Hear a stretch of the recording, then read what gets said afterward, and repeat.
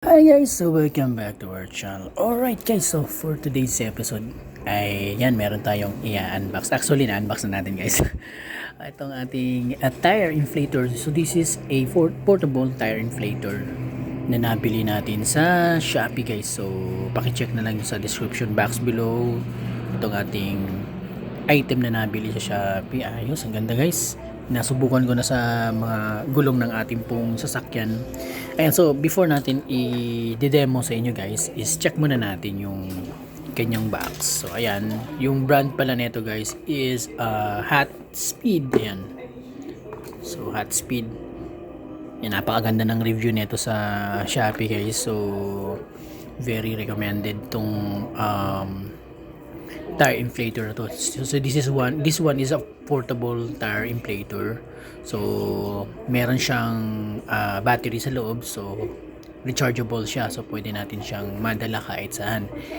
And ayan, yung presyo nito guys is nakamura tayo kasi from 1,600 pesos nabili na natin ng mga almost 600 pesos. Ang laki ng savings natin guys.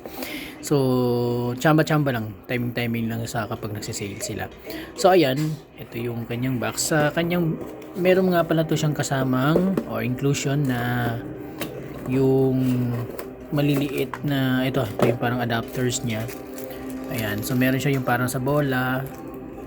Ayan, ito yung I think sa balloon or any na gusto nyong lagyan ng hangin yung sa mga salbabida, ganon.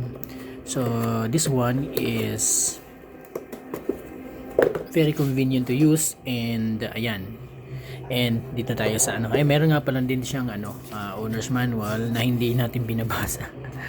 Paano nga natin itong basahin, sobrang ang liliit ng hindi natin mabasa. So ayan, so ito yung kanyang tire inflator. Ayan, para siyang power bank guys.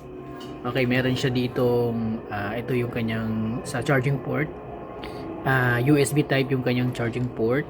And ito plastic. Ayan, plastic yung kanyang casing.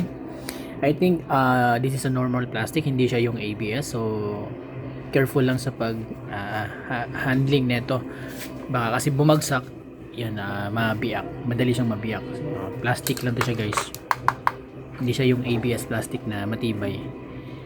Alright, so ayan, so meron siyang LED indicator dito. Ayan, ito yung kanyang button para mag-function yung kanyang tire, yung kanyang inflator. Ayan, so universal to guys. Ito diretso na to sa ating pong sa gulong ng ating pong sasakyan. So ganito lang siya kaiksi, mga nasa isang dangkal lang yung kanyang haba ng hose. Anyway, ayan, so very convenient to itong gamitin. Meron siyang mga butas-butas dito sa gilid guys.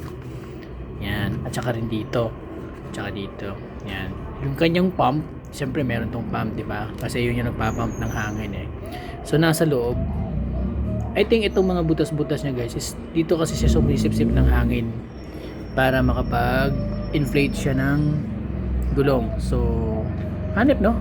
Ganda, maganda, talagang napaka-handy lang, para siyang power bank. Ayan, so bago ko i-demonstrate sa inyo guys, bago tayo mag-inflate ng ating gulong, ito meron siyang parang negative tsaka positive. So ito yung kung ilang PSI o ilang tawag na to, hangin ba yung ipapasok nyo. So dito guys, ito yung R para mag-on. Ayan, so as you can see, meron siyang PSI. Ito talaga yung ginagamit natin para sa gulong, PSI, no? Kasi meron tawag nito yung correct na PSI na dapat dito sa gulong, like this. Ayan, as you can see, 44 yung PSI. Ayan, pero hindi ko sinasagad guys pag nag-i-inflate ako ng gulong.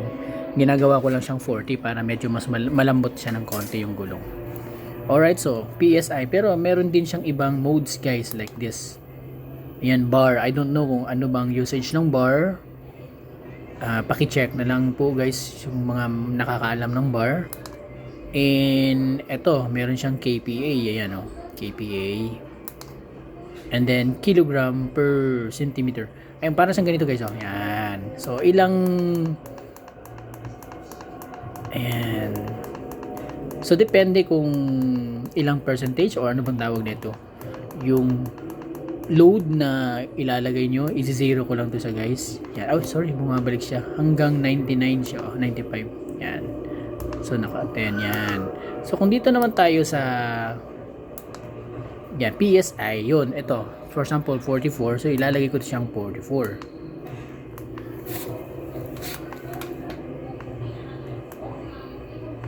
Dali guys ha.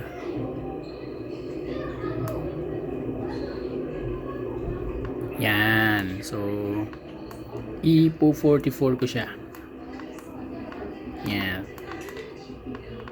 Yan. So yan, dapat naka 44 siya. So since na gusto ko lang is 40, lalagay ko lang siya sa 40. Ganyan. So okay na guys, hintayin natin. Yan. So uminto yung kanyang tawag na ito, yung blink niya, tapos mag-zero siya. Yan. Ganon din sa iba guys, ayan. Dito sa bar, dito sa KPA, ganon din, na-adjust natin kung ilang load yung pwede nating ilagay. So ngayon, ayan, nakaset na siya ng 44. 40, naka 40 na siya. 0, then tsaka natin siyang try naman dito. Upon installing sa kanyang tip guys, ito. Sandali lang ha. Alright, yan. So, upon installing itong yung kanyang tip guys, i-install natin niya. Makikita natin yung kanyang current PSI, yung hangin ng tawag ng gulong na ating pong paglalagyan ng hangin, no? Alright, yan. So, okay na. Okay, so as you can see yan, tignan nyo. Yan yung current na hangin, yung laman ng gulong. So makikita natin yung existing. So malalaman na natin na kung ilan na lang yung kulang. Tapos yun, nakaset naman yung guys, hindi na natin to gagalawin. So ang gagawin natin, pipindutin na natin tong kanyang button. Yan.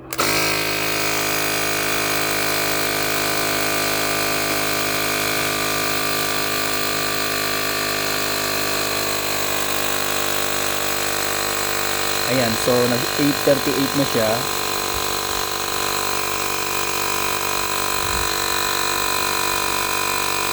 Ayan, 38.5.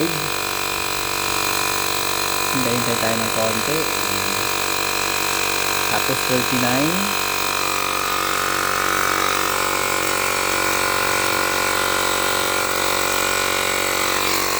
Ayan, 39.5. And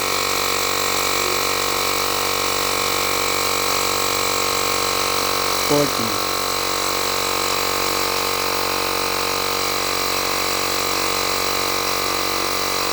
Ayan, kaya mag-i-stop lang ito sa guys kapag okay.